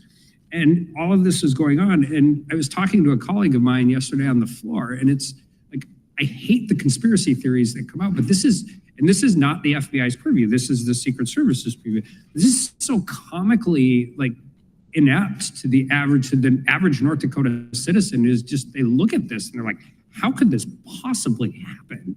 And so when by you giving us information in a really meaningful way, even though we know the investigation's ongoing and things can change, that at least helps us to deal with that and figure out where we're at. And so, I mean, and you're doing all this. This guy had no combat training, no counter surveillance training that you're aware of, right? I'm sorry, I couldn't quite hear He that. had no combat training. Oh, no, not, I don't think any, certainly no what we would call, what you and I would call combat training. Obviously, he was a fairly active recreational shooter, so he did plenty of A lot of guys in Western Yeah. North Dakota, right? I mean, all of those different things. And somehow we came within under a shooter, so he did plenty of shooting. A lot of guys in Right. Western Yeah. North Dakota, right? I mean, all of those different things. And somehow we came within under of an inch of a presidential candidate being shot and killed within 100 days out from an election. And when you look at it, so I just want to be really clear, because there is a lot of this. There is no evidence of another shooter, right? I mean, another shooter. Yeah. I mean, there's the counter sniper who took out the shooter, Well, but right. But you're talking about like another. Anybody else. And you're looking at his online and seeing all that, but there's no evidence he had any other accomplices on scene that day, correct? Correct. That not that we've seen yet, certainly. And you said, and Oversight's had a hearing, DHS had a hearing, we're having a hearing now. The Inspector General is going to investigate. We're probably announcing a bipartisan outside panel. But there's another investigation too, right? Because somebody has to clear the shooter. Like, even though it is a Secret Service officer deploying his, I mean, when an FBI agent kills somebody in the line of duty, what's the process? So we have what we call an agent-involved shooting, is I think what you're getting at. And we have a whole process. Usually get put on leave, paid leave, get a lawyer, depending on how it is, right? Some of those things depend, but we have, our inspection division does a shoot review of each time when there's one of these situations. And they sometimes have to coordinate with local prosecutors who are also doing some kind of review. But so yes, Secret Service would have a similar kind of process for the counter. I mean, because you have to actually establish one of the defenses to homicide. Just like, I mean, you don't do it in a court system the same way everybody else does, but you have to justify that shooting was justified. So when the FBI does that, do they conduct that all internally? Most of the time, yes. Every once in a while, there's a situation where the Inspector General gets involved. Do you know how the Secret Service does it? I don't. Okay. And I just think that's important, because when we're talking about how this works, and I don't think anybody is arguing it wasn't, anybody who's seen it knows what happens, but it's just knowing it and making sure that the process is handled correctly. And I just want to shift gears with my last 30 seconds really quickly, because we had a hearing on the northern border in Grand Forks, and you were talking about specific threats from Iran, but also generally. And we've diverted an exceptional amount of resources at the southern border. Our interactions, 114% increase in apprehensions. And the one specific thing, with all due respects to my friends and my neighbors from Canada, it's a lot easier to get into Canada for some of these countries where we have these real issues with terrorist threats than it is to the United States, particularly Iran. And are you guys monitoring that and making sure whatever coordination you have with Canada, that we're paying attention to that as well? We have an excellent relationship, we the FBI, with our Canadian counterparts, both RCMP, the Mounties, as some people euphemistically call them, and CSIS, they're my intelligence service counterparts. We have great relationships with them, and terrorism is, I find, probably the number one thing we talk about. Yeah, they're understaffed and overworked on the northern border, and they can use all the help you get. With that, I yield back. Gentleman yields back. Gentleman from Maryland is recognized. Thank you, Mr. Chairman. Director, thank you for today. I think I greatly appreciate your candor. I know it's highly unusual to go into this level of detail during an active investigation, and I know it's a special and unique circumstance given the nature of what happened that day. I'll ask my colleagues that we not try and take advantage of this in other circumstances. He's basically calling out everyone else, saying, "Hey, can we leave all the other political bullshit aside and just talk about what we're here to talk about? It's far more important." I love it. I think we need to be careful about pressuring our investigators, to disclose information in the middle of an investigation in a casual or routine way. But thank you for what you've done here today. I do want to mention this too. Like Congressman Correa, I went up to Butler with Homeland Security Committee, and had a chance to meet with a number of the people there, including people who were there at the rally. And several of them were elected officials. In fact, one of them that spoke with me a lot was sitting directly behind Mr. Trump when he was shot, and she had video that she'd taken, and she'd love to share it with you all. But she mentioned a couple of things too that I hope you all will have a chance to have conversations about. And I know some of it's going to be in the Secret Service lane, some's going to be in the FBI lane. But one of the things she talked about was the fact that the day before the shooting, she and other officials in the town and people who just wanted to prepare the stage showed up and started working on putting the bunting up and decorating it. But the point she noted was that none of them had been vetted. There was nobody there to keep an eye on them and make sure that, everything that was being done was appropriate. And she actually sort of thought in the context of hearing that a gun was found, or a gun was perhaps hidden at the site before the shooter was able to get it and use it. I don't know those details, but those are some of the things that came up that day. She also mentioned that there was sort of the outer perimeter. So you had a perimeter around the stage that the Secret Service had set up. Beyond that, you had a field, and then you had the building where the company was, and the shooter got on the roof. Apparently, there was a sort of a second level of a perimeter there that wasn't particularly restricted from an access standpoint, as with the street that was just beyond that. So she raised, and another elected official raised as well, issues about security that may actually kind of get into what you're talking about, whether the ladder was there, how the guy got on the roof. There are all sorts of issues with respect to that. And there was a lot of people, as you said, that had videotape. I talked to 3 that were showing me videos while I was standing out there in the grounds. But I had a couple of questions to ask of you briefly. Apparently, there was no Secret Service recordation of communications during that day. There's no radio runs, we call them, but there's no tapes. Do you know if there are any recorded conversations among law enforcement from that day? I don't know the details of that. I believe there may be some, but I don't have in front of me exactly what we've seen or heard. Okay. And then with respect to email communications, there were a lot of issues about, because my personal view, having gone to the site, was that they just shouldn't have had the rally there. It should not have been permitted. I thought there's too many roofs. He picked one, but there was like a half dozen others that he could have picked on the other side of the field. And as Eli Crane, a congressman who was a sniper for the U.S. military, said, there was a water tower that actually would have been a better site, probably that Secret Service should have used, but could have been used as well. But had the lead up to that decision, and Congressman Correa raised this, who made this decision about how to pick the site? And apparently there was back and forth between local law enforcement, Secret Service, and the campaign. And I was kind of curious as to whether that's something that your investigation is going into or not. So I think that primarily falls within the scope of the 2 other reviews, that is the DHS Inspector General review and the outside panel, independent panel that's been announced. Certainly we are interviewing law enforcement personnel, but the security preparations, the adequacy of the security preparations. That's the other lane? That's the other lane. All right, I only got 15 seconds left. Quick question for you with probably not a quick answer, but this scenario is kind of the worst case scenario from a couple of standpoints. Got a lone wolf shooter with no red flags that we've heard of so far. Nobody should have known that this was coming. He didn't have a criminal record and that sort of thing. Easy access to an assault weapon.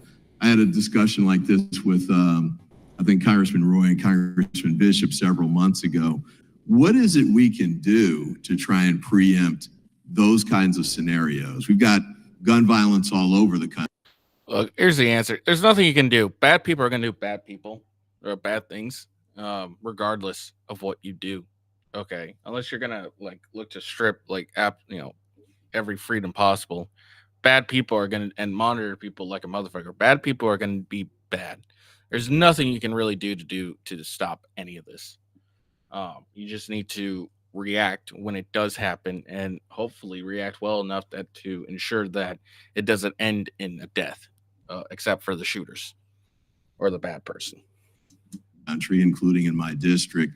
This is one example, but this scenario is the worst possible that I can think of from the standpoint of no intervention prevention efforts that can be put in place to try and address it. But I'm kind of curious if you have any thoughts to the contrary on that. I don't know that I have any magic solution to the problem, and I certainly don't want to be. Look, if you really want to prevent this time of stuff, you're going to have to monitor people to the point that there's no actual privacy. The Fourth Amendment. You're going to have to get rid of the Fourth Amendment. You're going to have to outright ban guns. You're going to have to outright ban freedom of speech. You're going to have to do a whole lot of tyranny to maybe even come close to doing anything about this. So, like, it's a very pointless question because there's nothing you can do about this. Bad people are going to do bad things regardless of what you do. Proposing, legislative ideas. That's not really my role. Certainly, dangerous weapons, especially high-powered weapons, in the hands of the wrong person represent a real concern for law enforcement, including to law enforcement, sometimes as the victims, as we saw very tragically down near Miami with 2 of our agents killed. But that's probably all I can say on that. I do, while we're on the subject of firearms, Mr. Chairman, I have an answer to Congresswoman Dean's question. I might as well give it now, which is about the purchase of the firearm. I'm told that the father purchased the firearm in 2013, so quite a while ago, and then he sold it to his son in October of 2023. Thank you. Thank you, Mr. Chairman. I yield back and thank. John from California is recognized for 5 minutes. Director Wray, to the best of your understanding, how close did the assassin's bullet come to killing President Trump?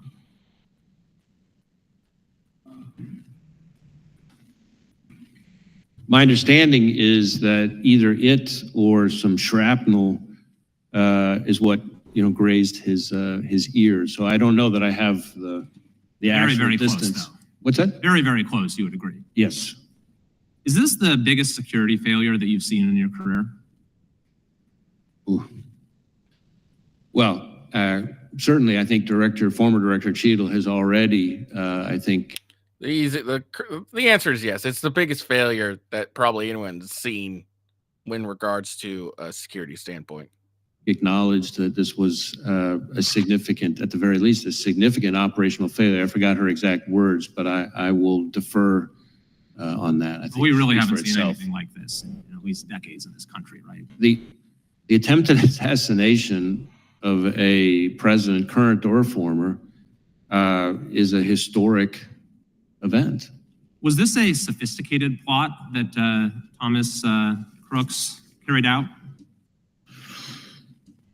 Well, I think probably depends on your definition of sophisticated, right? So on the one hand, he's a 20-year-old, seems to, from what we've seen so far, loner, without a lot of elaborate criminal history, without any criminal history or anything like that. On the other hand, he did clearly do some level of planning and recon. When did the planning start, to the best of your knowledge? What's that? When did the planning start?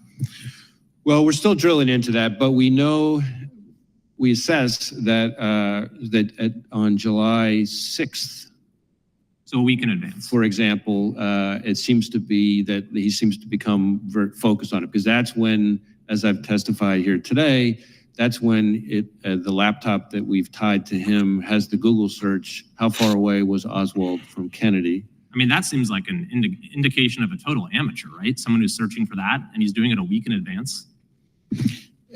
Again, I don't want to characterize him. I frankly don't want to give him the credit of characterizing him as amateur or professional. But what I will say is that there are some things he did that involve a certain amount of planning and preparation. On the other hand, if you're telling me, do I think this is the most sophisticated ever? Of course not. We deal with much more sophisticated adversaries all the time. You probably prepare for more sophisticated plans to target high-level officials. I'm sorry, could you probably prepare for more sophisticated plans to target high-level officials, correct?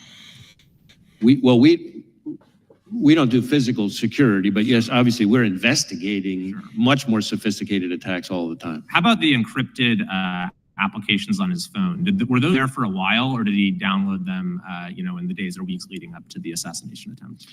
I don't have the answer to that sitting here right now. I think it may vary from platform to platform because he had a number of encrypted messaging apps on it. And again, as I've said, we're trying to get access to that content. And that's important. I think it's important for everybody on this committee to understand that this is a real problem for law enforcement, that these companies, let's be clear here, these companies are designing their platforms in a way to, no matter how heinous the crime, no matter how rock solid the legal process, I'm run out of time, to get so I want access. to get the next question. At this moment, are you confident that high-level protectees, presidents, former presidents, are well protected? Well, it's not really for me to say. I have a lot of respect for the men and women of the Secret Service who provide protection, just as I do for their counterparts at other agencies. You can't say one way or the other. Your assessment as director of the FBI whether the president is safe?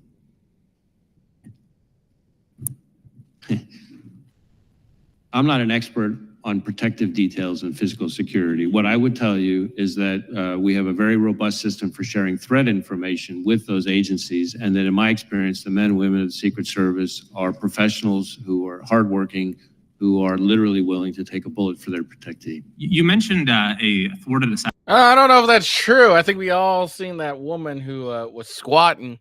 I don't know if that's true. Assassination attempt against former President Bush. Are there any other thwarted assassination attempts against current or former presidents that you could discuss? No.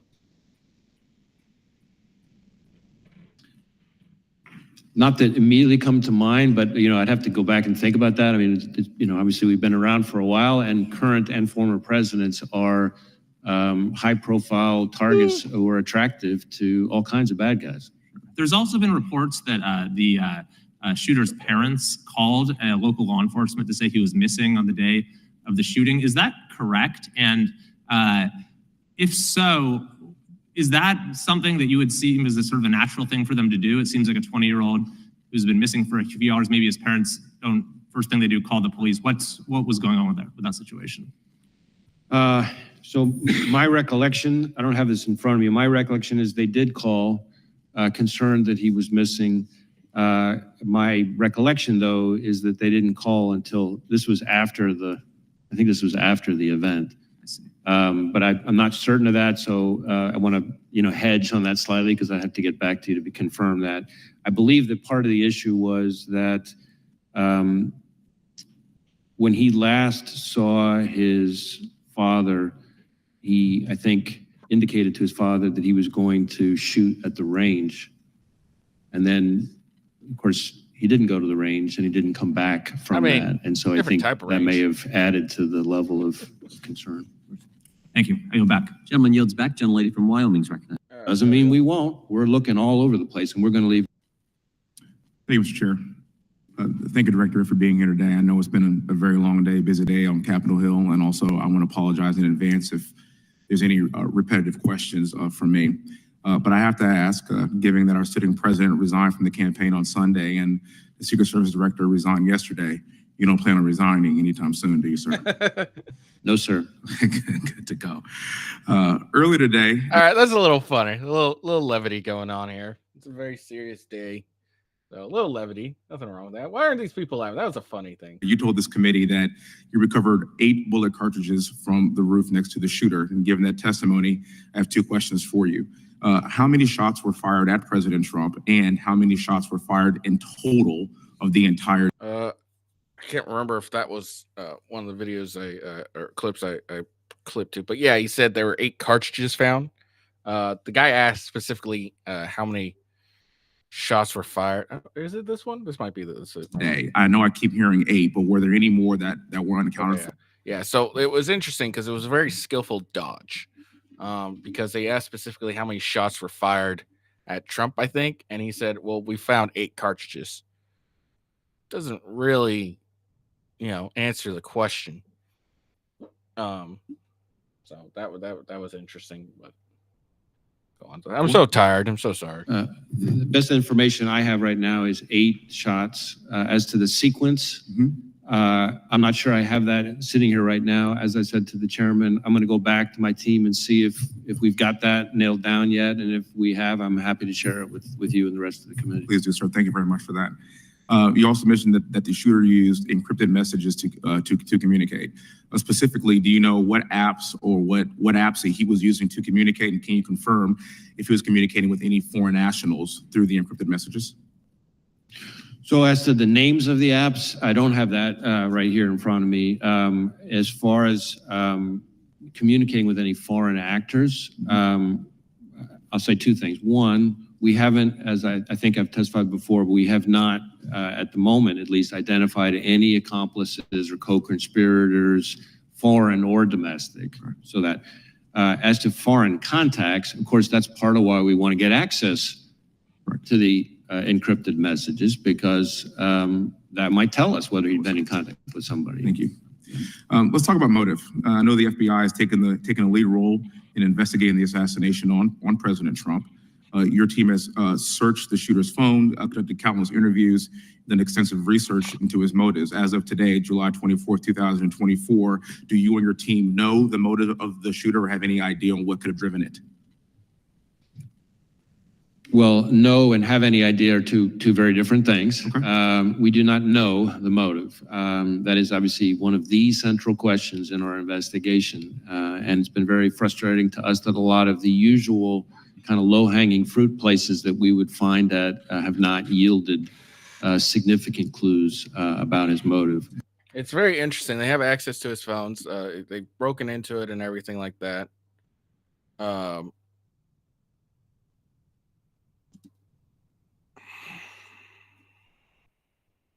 on.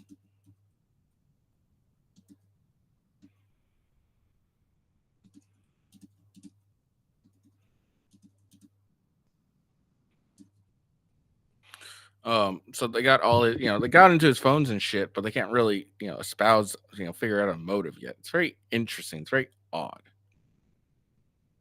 Having said that, we have seen indications that he was interested in public figures, and that in the period around July 6th, leading up to July 13th, he does seem to become very focused on this particular rally and former President Trump.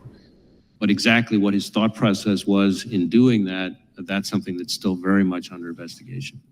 I want to make something clear to the American people to try to help out what motive could be. And again, it's not my job to steer it, but here are some of my thoughts. I'm not sure about motive either, specifically. Oh, I can okay. tell you that after this assassination, I'm tired of this rhetoric. 1 month before the new election, why you're race speaking and press people is that we need to do better. Refreshing. I was in the oversight hearing earlier this week. All right, there we go. That's basically the end of all the good questions. Everyone else was, politically motivated or crap questions. So yeah. So there we go. That's the that was the testimony. What'd you guys think?